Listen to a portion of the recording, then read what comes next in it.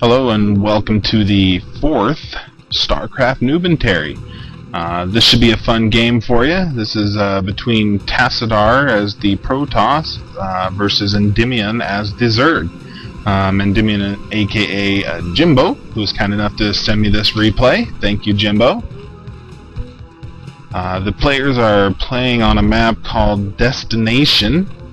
I've seen a few games played on this one. It can get pretty interesting since both players pretty much know where the other one is from the very start. They really don't need to scout each other out, except to see what they're doing and if they're expanding.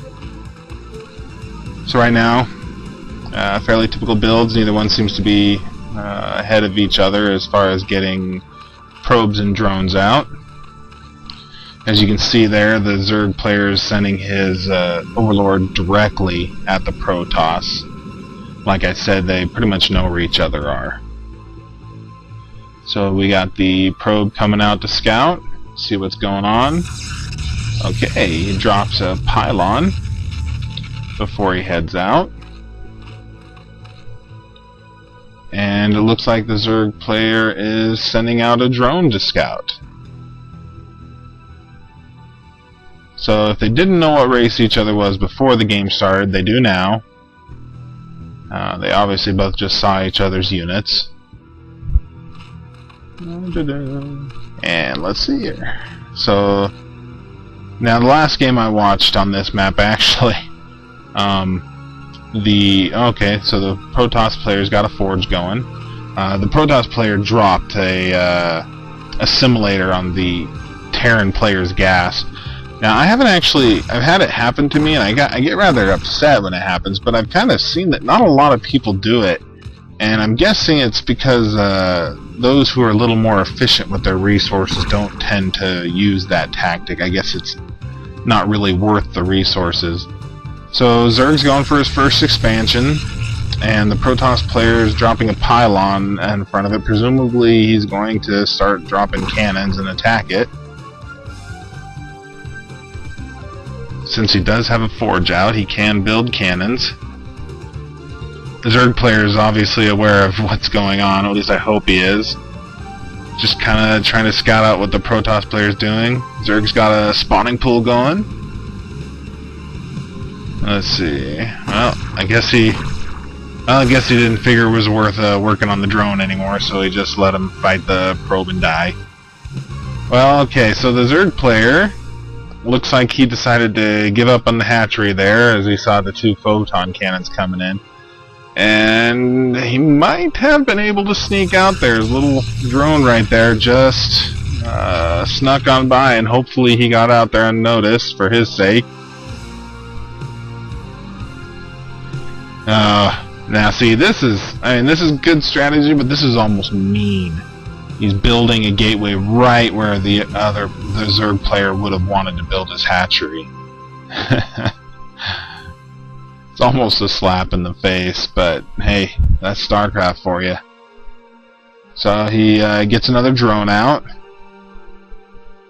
I guess the cannons weren't placed quite perfectly there. Then again, I guess he was just trying to attack as fast as he could. He's got lots of probes going, so he should bring in plenty of resources.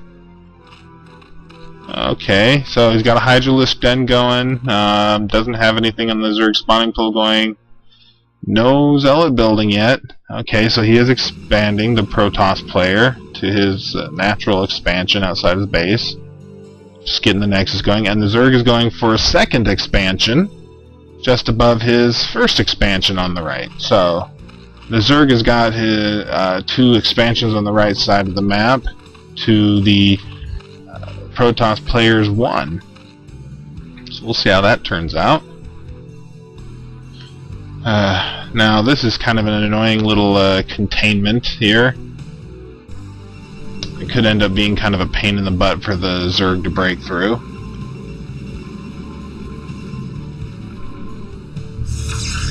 Nexus isn't quite finished yet. Second hatchery for the Zerg player's getting going. He's building photon cannon up.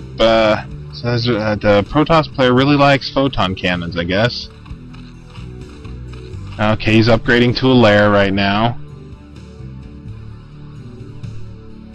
presumably to either, I would guess, to be able to get lurkers or to go to mutalisks.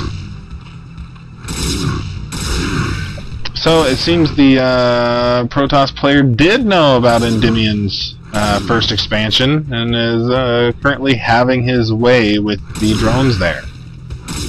That's going to hurt a little bit.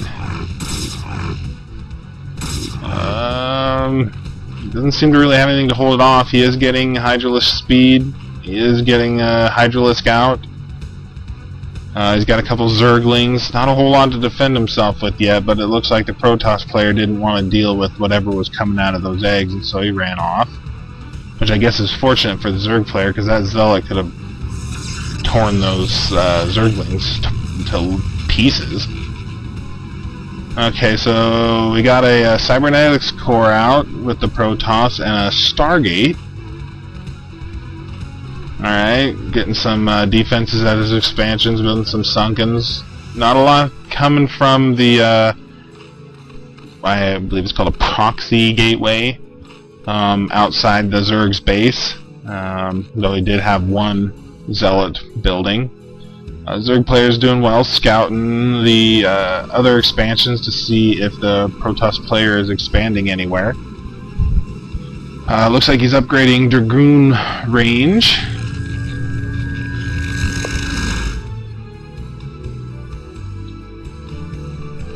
Okay, so he's Zerg player doesn't seem to be really researching anything right now. He's just getting his economy going at his expansions. He's got a few Zerglings on the map.